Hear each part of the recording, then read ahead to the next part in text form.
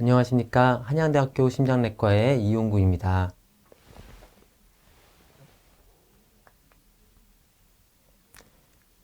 오늘은 협심증이란 무엇인가에 대해서 설명드리려고 합니다.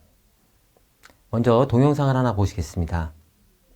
지하철 직원들이 출근길 열차에서 쓰러진 승객을 신속히 응급처치해 소중한 생명을 구했습니다. 서울도시철도공사에 따르면 지난 11일 오전 9시쯤 천호역, 김제복 역장 등 3명은 열차에서 쓰러진 70대 남성 승객을 발견해 돌아가며 심폐소생술을 시행하고 자동 심장 충격기를 사용해 구했습니다. 당시 승객은 의식이 없는 상태에서 숨이 점점 약해지고 있었습니다. 도움을 받은 승객은 119 구급대에 인계돼 강동 성심병원으로 이송됐고 이후 건강을 회복해 퇴원한 것으로 알려졌습니다. 심근경색으로 인해서 심정지가 발생한 전형적인 환자의 경우를 보고 계십니다. 이렇게 심정지나 돌연사를 일으킬 수 있는 협심증, 심근경색에 대해서 오늘 알아보겠습니다.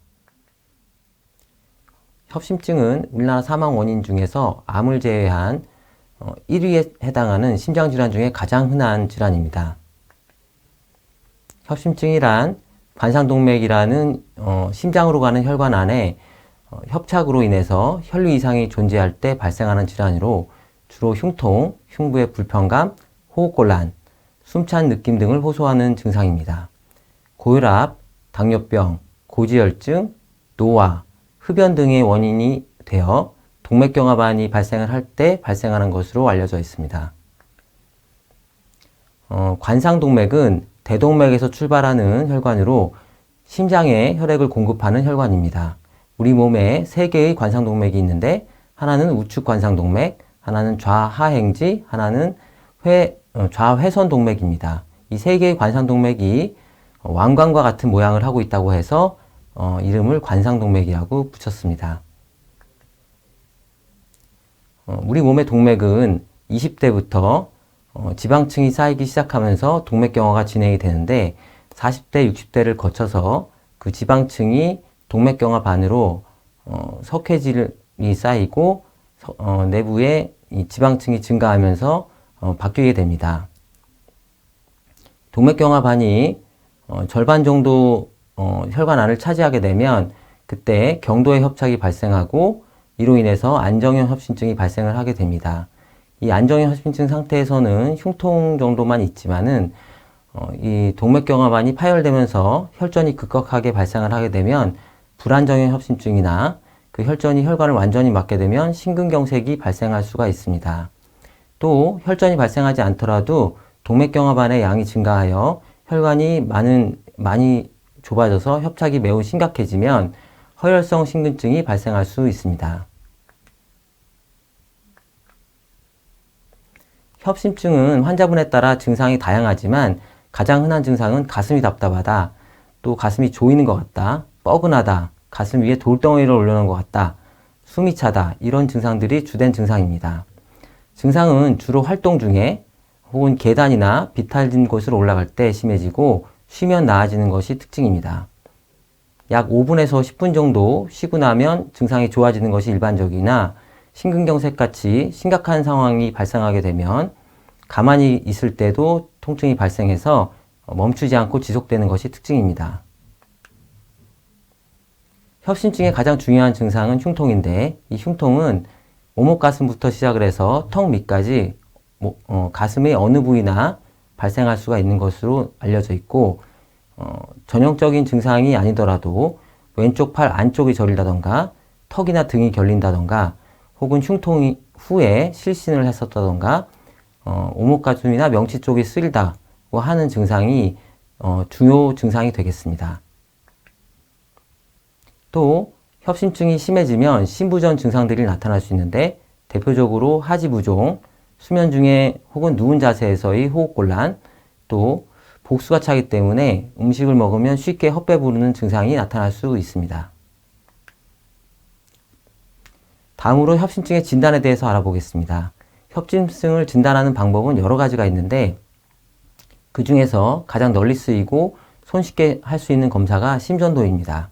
심전도는 지금 보고 있는 영상에서의 환자처럼 누워서 촬영을 하게 되는 간이 검사로서 아주 손쉽게 할 수 있는데 반해서 검사가 단순한 반면에 정확도는 상당히 낮은 것이 특징입니다.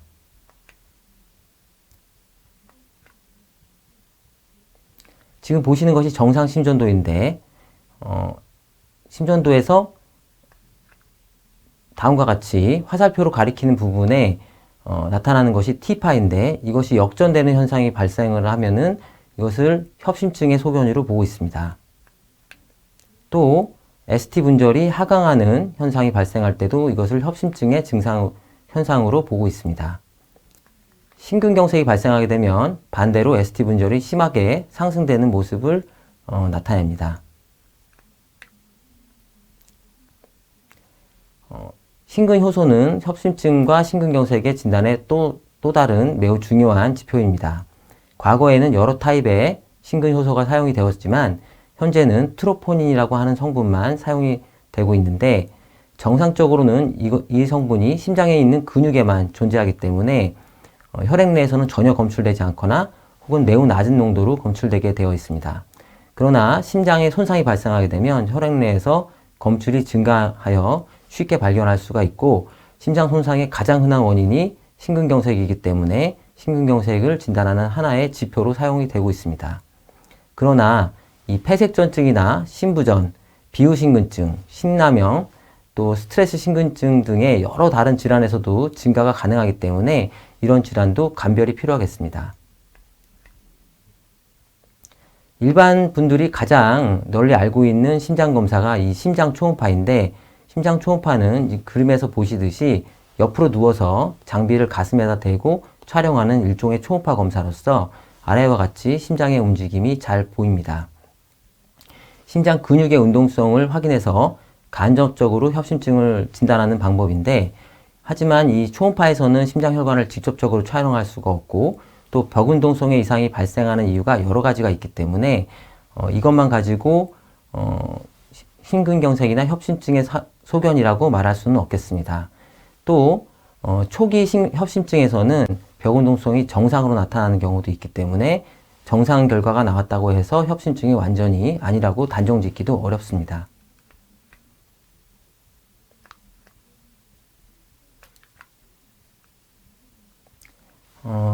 협심증의 진단으로 많이 사용되는 검사 중에 유발검사라는 항목들이 있는데 대표적으로 운동부하 검사, 약물유발 심초음파 검사, 또 심장 스펙트 검사라는 것이 있습니다.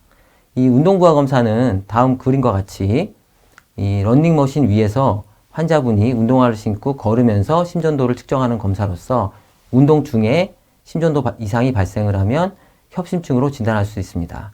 그러나 이 검사는 보시다시피 환자분이 일단 걸을 수 있어야 되고 또 걷는 속도가 빨라야 되기 때문에 많은 노인 환자분들에서 사용이 어려운 경우가 있습니다.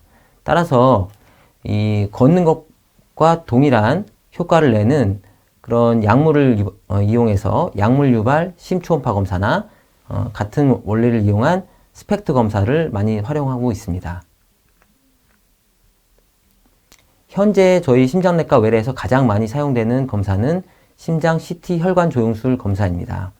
이것은 조영세를 투여하여 직접 관상동맥을 촬영하는 CT 기법으로서 외래에서 검사가 가능하고 침수적이지 않아서 많이 선호되는 상태입니다.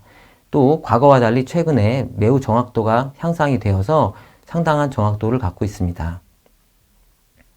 심장 및 대동맥, 폐동맥 이런 다른 장기에도 그 이상을 확인할 수 있는 부가적인 장점도 있겠습니다. 그러나 이 관상동맥에 고도의 석회병변이 있거나 이미 스텐트를 장착하신 분인 경우에는 이 검사의 정확도가 높지 않고 또 맥박이 빠를 때에는 검사가 될 수가 없기 때문에 부적절하게 나올 수가 있겠습니다. 또 조영제가 신독성이 있고 일반 CT 검사보다는 다소 방사선량이 많은 것이 단점이라고 할 수 있겠습니다. 현재 중소병원에서 가장 많이 사용되는 협심증 진단검사는 아마 이 검사일 것 같은데 이것은 심장 석회 CT 검사입니다. 이 저성량의 흉부 CT 검사의 일종으로 이 동맥경화 반 주변에 석회질이 있다는 것을 이용해서 이 협심증을 진단하는 검사입니다. 장점은 이제 조영제를 사용하지 않고 심박동과 동기화를 시킬 필요가 없기 때문에 촬영도 빠르고 쉽게 할 수 있습니다. 또 석회질의 위치를 파악하는데 아주 좋은 검사가 되겠습니다. 그러나 단점은 조영제를 사용하지 않아서 혈관 자체는 촬영이 불가능하고 혈관의 좁은 정도나 폐색 여부는 알 수가 없겠습니다.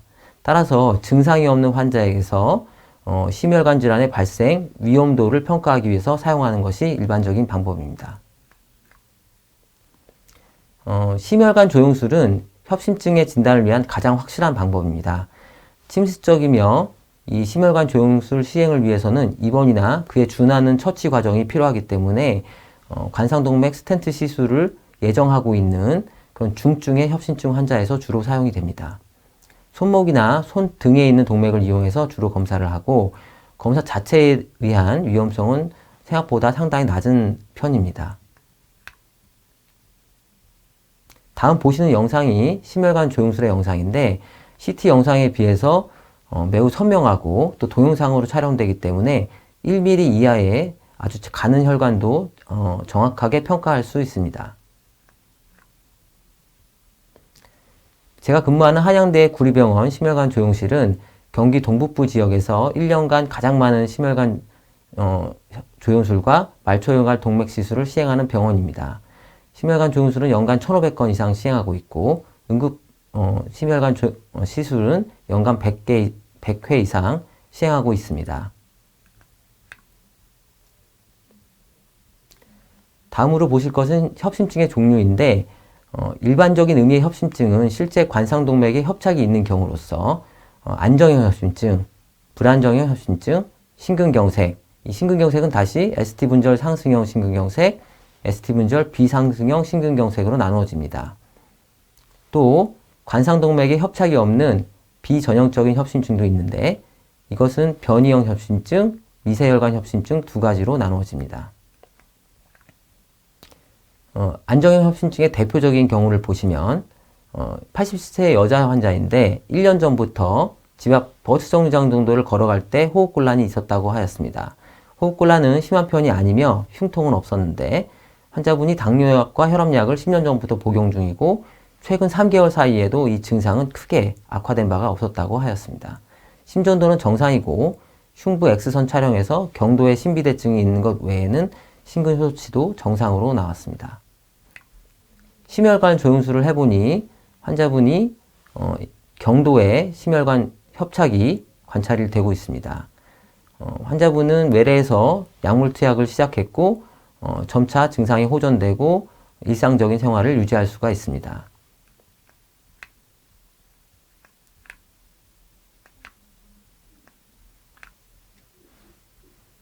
다음은 불안정형 협심증입니다. 82세 여성 환자분으로 고혈압으로 10년 전부터 투약을 하던 환자입니다. 2년 전부터는 걷거나 계단을 오를 때 답답한 증상과 숨찬 증상이 있었다고 하셨는데 이게 시간이 1분에서 5분 정도로 짧습니다. 최근 한 달 전부터는 이 증상이 악화돼서 부쩍 자주 가슴이 조이고 숨찬 증상이 생긴다고 하시고 경우에 따라 20분 정도 길게 지속된다고도 하셨습니다. 최근 일주 전부터는 가만히 있을 때도 통증이 생기고 불편감이 있다고 말씀을 하십니다. 심전도에서는 아까 말씀드린 T-파이 역전 소견이 관찰이 되어서 허혈성 심질환의 소견이 관찰이 되고 흉부 엑스레이에서도 신비대증이 관찰되고 있습니다. 심근효소치는 정상으로 나오게 되어 있습니다.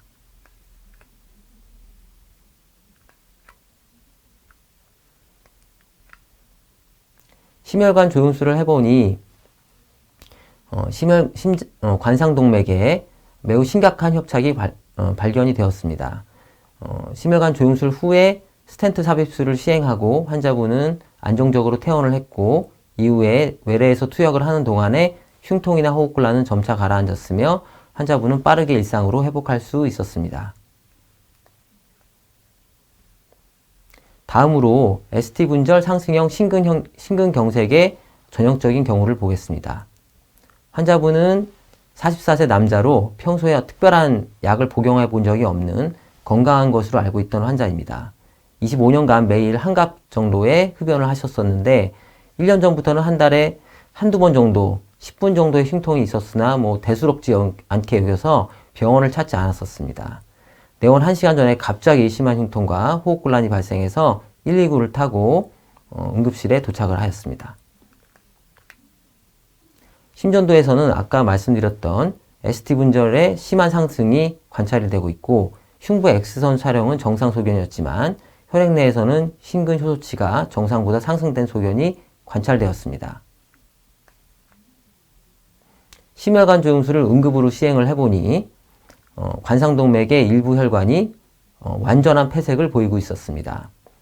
응급으로 심혈관 스텐트를 삽입을 한 후에 5일 뒤에 퇴원을 하셨는데 심인성 쇼크가 발생하기 전에 응급실에 도착을 해서 시술을 한 경우는 퇴원 후에 흉통이 가라앉고 호흡곤란도 3에서 6개월 이내에 점차 회복이 되면서 일상으로 회복할 수 있겠습니다.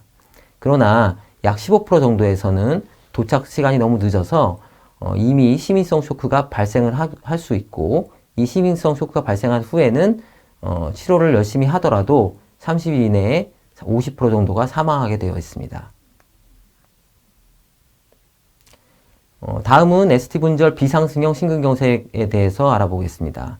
환자는 92세 남자 환자분으로 뇌경색이나 뇌출혈 등이 2년 전에 있어서 누워 지내시는 분입니다. 이 ST분절 비상승형 심근경색은 특징적으로 이런 과거력이 있는 환자분들이 흔합니다. 그래서 기저질환이 있는 컨디션이 나쁜 분들이 많이 생기는 것으로 알려져 있습니다. 환자분은 7일 전부터 몸이 붓고 숨이 차서 병원에 오셨는데 당시에 기침가래도 많고 잘 때 숨차는 증상이 있다고 하셨고 엑스레이에 양쪽 폐에 폐부종이 관찰되고 있습니다. 심전도에서는 특별한 이상이 발견되지 않지만 심근효소치는 정상보다 많이 상승된 상태였고 심초음파에서는 심장벽의 운동성의 저하가 관찰되었습니다. 심혈관 조영술을 해보니 혈관이 완전히 폐색된 건 아니지만 심한 협착이 관찰되고 있습니다.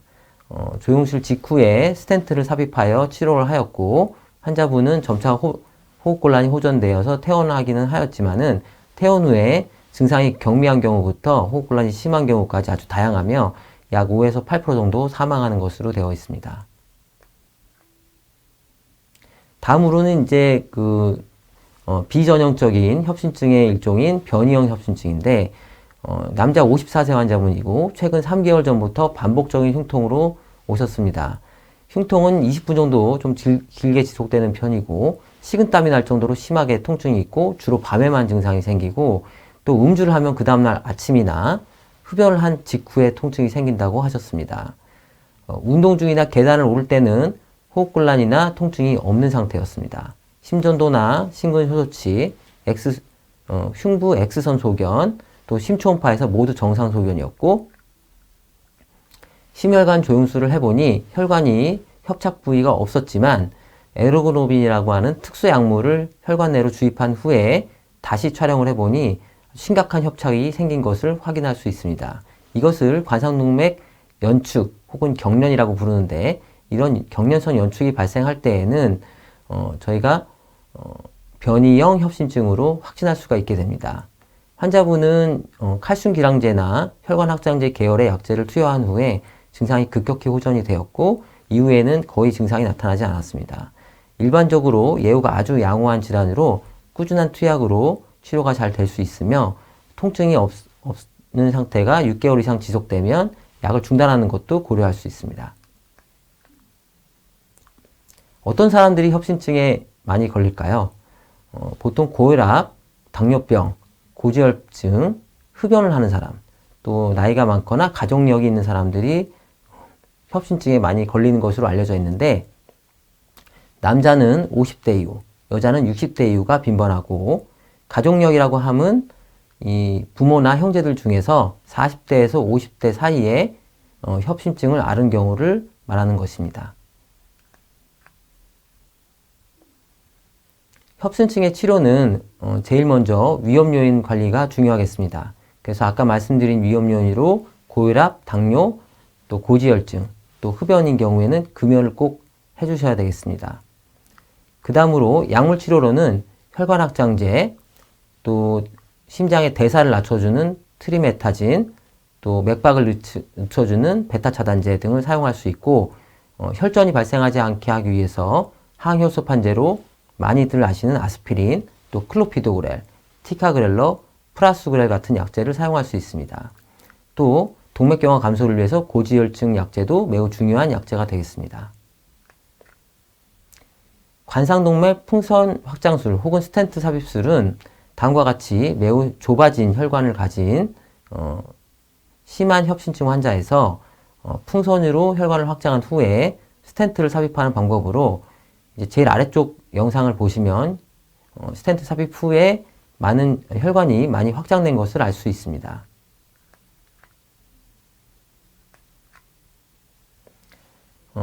진료를 하다 보면 스텐트 치료 후에도 약을 지속 복용해야 되는지에 대해서 여쭤보는 환자분들이 많은데 약을 지속적으로 복용을 해야 됩니다. 스텐트 삽입 1년 이내에는 약제를 갑자기 중단하면 스텐트 내에 재협착이 발생하거나 아주 심하게 스텐트 내에 혈전이 발생해서 사망하는 경우도 있습니다. 또 1년 후에도 이 스텐트가 안정이 된 후에라도 새로운 협착이 발생할 수 있고 또 뇌경색 발생 등을 예방할 수 있기 때문에 약을 지속적으로 복용하는 것이 권고됩니다. 이를 뽑아야 되는데 심장약 때문에 뽑기 어렵다고 하는데 이에 대해서는 어떻게 생각하시나요? 라고 물어보는 환자분들이 많습니다.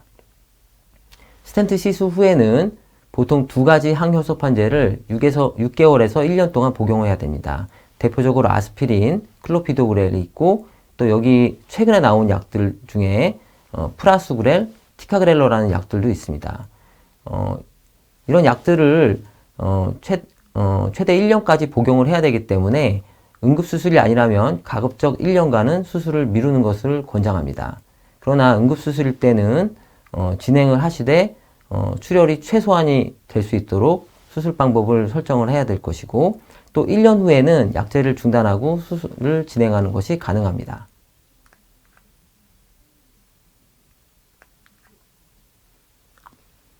콜레스테롤 약은 콜레스테롤이 정상이라는데 계속 먹어야 되나요? 이렇게 질문하신 분도 많은데 고지혈증 약, 저희가 스타틴이라고 부르는 이 약들은 단순히 혈중 콜레스테롤만 낮추는 것이 아닙니다.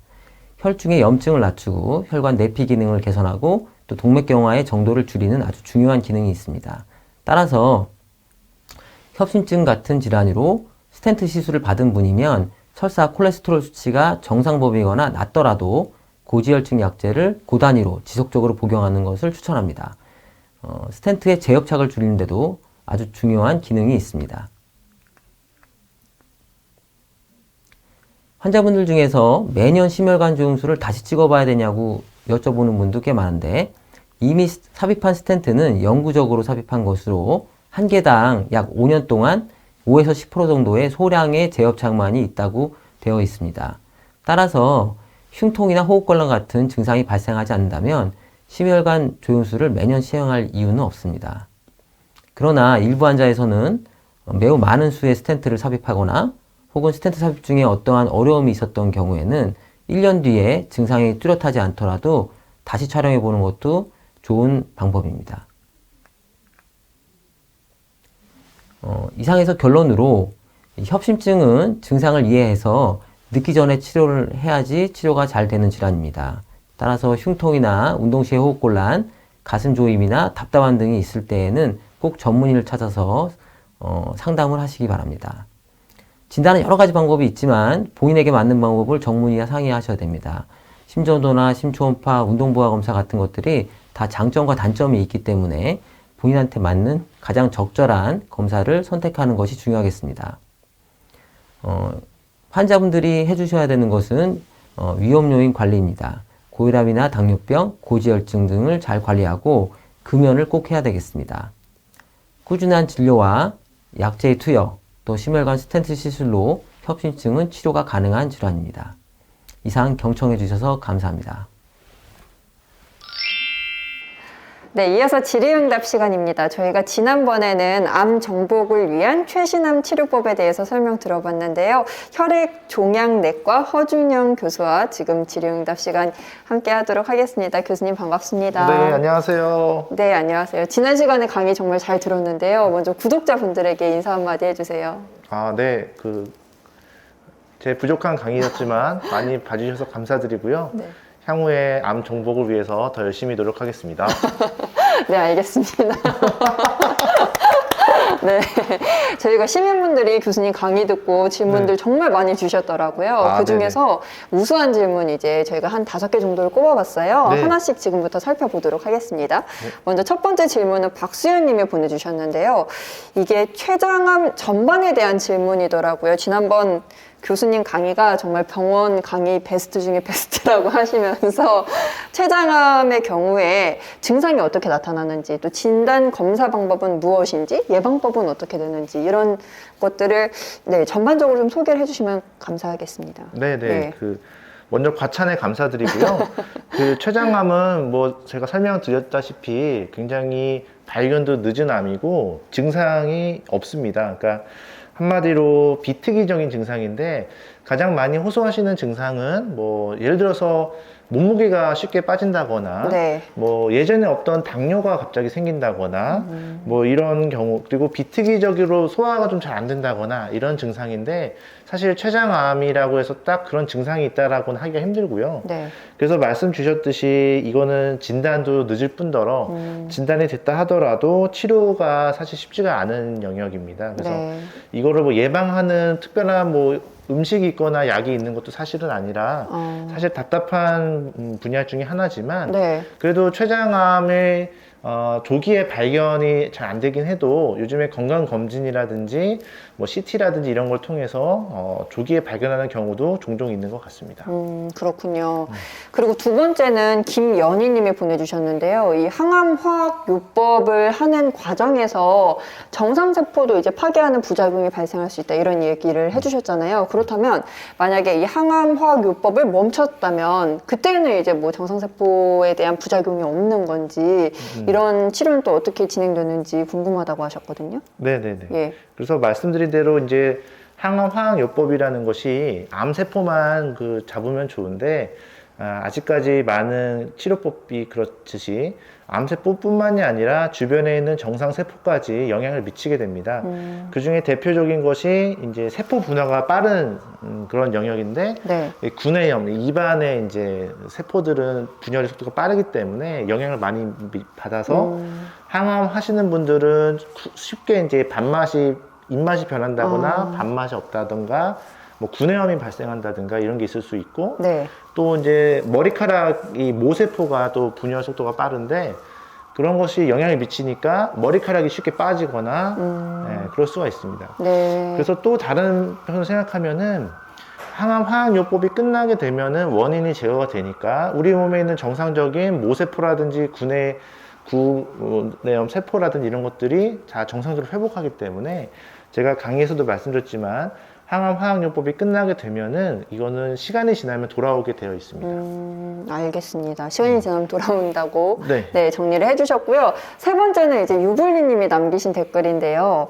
향후 10년 안에 인간이 암이라는 질환을 정복할 수 있을지 궁금합니다. 이렇게 이야기하셨네요. 열심히 하실 거죠? 네, 저도 이렇게 궁금한 영역인데요. 네. 사실 이게 정복이라는 정의를 어떻게 하느냐에 따라 달라질 것 같은데 네.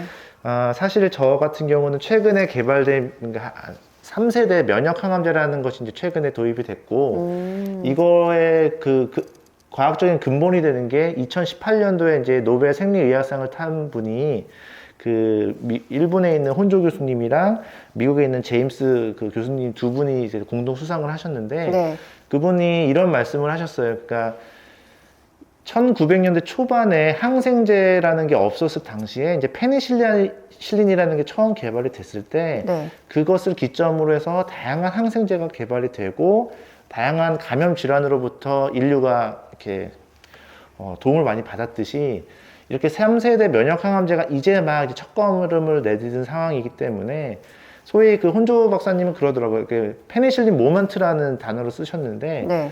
면역 항암제를 기점으로 해서 향후에 많은 항암제들이 개발이 될 걸로 예상이 되고 그렇다면은 10년 후나 혹은 그 이전이라도 암을 완치할 수는 없더라도 이게 소위 말해서 조절할 수 있는 질환으로 바뀔 수 있지 않을까라는 그 기대를 할 수가 있고요. 네. 그렇다면은 소위 말해서 이제 혈압, 고혈압이라든지 당뇨도 이제 현재로서는 완치는 안 되지만 뭐 약을 통해서 조절하듯이 암이라는 것도 진단을 받았을 때 완치는 안 되지만 여러 가지의 개발된 항암제를 통해서 조절할 수가 있지 않을까 하면 네. 그것은 소위 이제 암을 정복할 수 있는 시대이지 않을까라는 조심스러운 추측을 해볼 수 있을 것 같습니다. 네, 알겠습니다.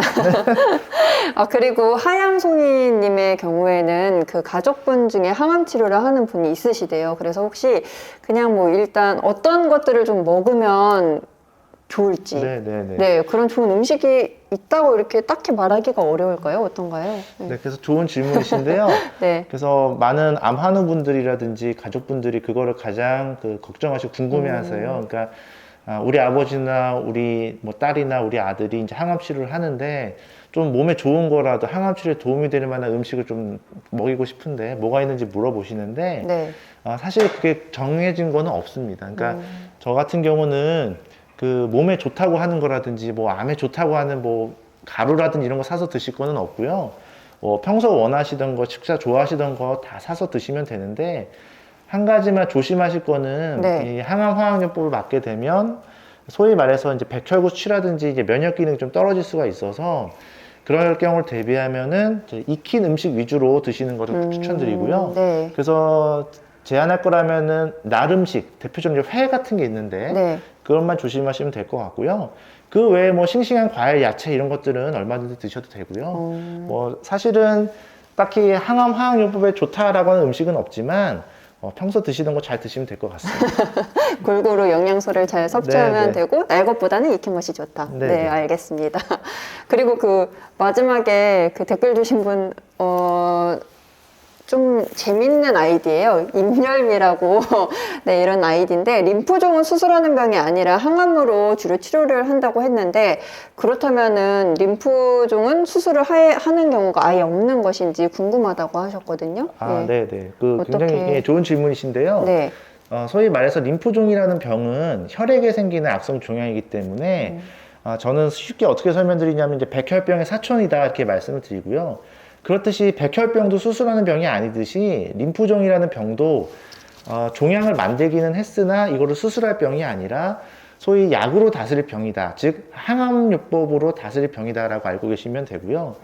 드물지만 이 림프종이라는 거는 전신 질환이 다 생길 수가 있고 심지어는 배 안에 장기, 즉 장이라든지 어떤 분들은 머리 쪽에 생길 수도 있고 이런 다양한 영역에 생길 수 있는데 처음에 진단 및 치료 목적을 위해서라면 장을 수술해가지고 그 덩어리가 뭔지를 보는 검사를 할 수가 있고 네. 만약에 머리 쪽에 뭔가 덩어리가 있었는데 그게 뭔지를 모르는데 그걸 수술을 통해서 이제 조직을 떼어내면과 동시에 진단 및 치료가 될 수는 있는데 사실 이제 수술이라 하는 거는 근본적인 치료는 안 되고요. 소위 말해서 이제 항암 화학요법이 치료법이다 이렇게 알고 계시면 될 것 같습니다. 네, 알겠습니다. 오늘 시민분들의 댓글 저희가 5개 꼽아서 질의응답 시간 가져봤는데요. 설명 자세히 잘 들었습니다. 고맙습니다. 네, 감사합니다. 네, 혈액종양내과 허준영 교사 저희 함께 했고요. 다음 시간에 또 뵙도록 하겠습니다. 고맙습니다.